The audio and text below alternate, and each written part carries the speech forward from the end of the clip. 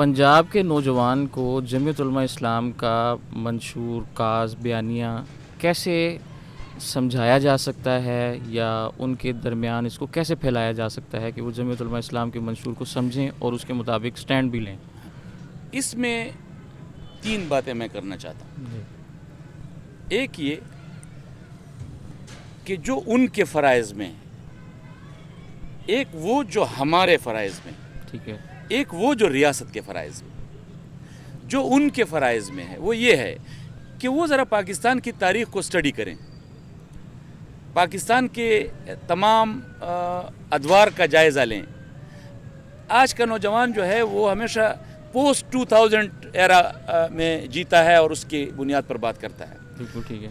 وہ پری 2000 کی سیاست، اتنی بڑی پاکستان کی سیاست پڑی، وہ 47 سے پاکستان بنا ہے اور 2000 تک پاکستان میں کوئی سیاست تو ہوئی ہے نا۔ جی ہاں، تو اس نوجوان جب وہ سیاسی ذہن کے ساتھ میدان میں آتا ہے اور وہ سیاسی ذہن رکھتا ہے تو پھر اس کو ایک کمپیریٹیو اسٹڈی کرنی پڑے گی بٹوین پولیٹیکل پارٹیز۔ وہ جمعیت علماء ہے، وہ کوئی اور سیاسی جماعتیں ہیں، میں نام نہیں لیتا، کوئی بھی سیاسی جماعت ہے، تو اس کو کمپیریٹیو اسٹڈی کرنی پڑے گی کہ آئین کے حوالے سے، جمہوریت کے حوالے سے، اپنے کاز کے حوالے سے، اسلام کے حوالے سے، پاکستان کی تخلیقی اسباب کے حوالے سے کس کی جد و جہد کیا ہے، آئین کا تحفظ کس نے کیا ہے، جمہوریت کا تحفظ کس نے کیا ہے، اس کے لیے قربانیاں کس نے دی ہیں، پاکستان جس وجہ سے تخلیق ہوا ہے اس کے لیے قربانیاں کس نے دی ہیں، اسلام کے حوالے سے قربانیاں کس نے دی ہیں۔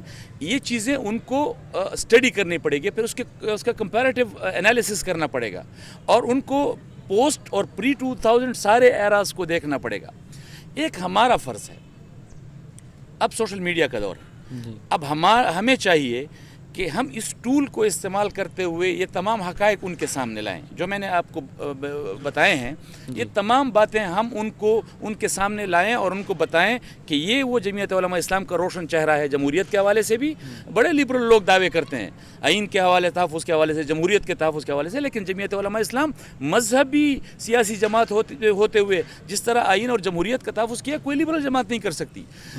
بڑی مذہبی جماعتیں ہیں جو مذہبی کاز کے تحفظ کی بات کرتی ہیں، کوئی جمعیت علماء اسلام کا مذہبی کاز کے حوالے سے تحفظ کا مقابلہ نہیں کر سکتا۔ تو یہ روشن چہرہ ہمیں لوگوں کے سامنے ہمیں لانا پڑے گا۔ اور تیسری بات وہ ریاست کی ہے کہ ریاست کو تمام سیاسی جماعتوں کو اسی طرح لوگوں کو ایکسیس کرنے کا موقع دینا چاہیے کہ جس طرح ان کا حق ہے۔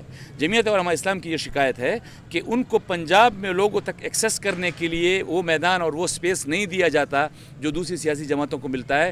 اس کے پیچھے کیا خوف کار فرما ہے یہ پاکستان کی ریاست اور ان کی ایجنسیز کو پتہ ہوگا، مجھے نہیں معلوم، لیکن یہ کوششیں انہوں نے بلوچستان میں کی، ناکام ہوئی۔ یہ کوششیں انہوں نے خیبر پختونخوا میں کی، ناکام ہوئی۔ یہ کوششیں اب وہ سندھ میں کر رہے ہیں، ناکام ہو رہے ہیں، پنجاب میں بھی ناکام ہوں گے۔ لیکن یہ ان کا فرض ہے کہ اگر کوئی سیاسی جماعت وہ پاکستان کے آئین اور قانون کے دائرے میں رہتے ہوئے اپنی کاز کی جدوجہد کے لیے میدان میں آتی ہے تو پھر آپ اس کے لیے اسپیس محدود نہ کریں، آپ اس کے لیے راستہ چھوڑیں تاکہ ایک پازیٹیو ماحول کے ساتھ، ایک چینج کے ساتھ جو ہے وہ یہ لوگ میدان میں آئیں اور پنجاب کے میدانوں کو بھی اسی طرح مسخر کریں جس طرح اس سے پہلے بلوچستان اور کے پی کے میدانوں کو مسخر کیا ہے یا جس طرح اب وہ سندھ کے میدانوں کو مسخر کرنے کی طرف جا رہے ہیں۔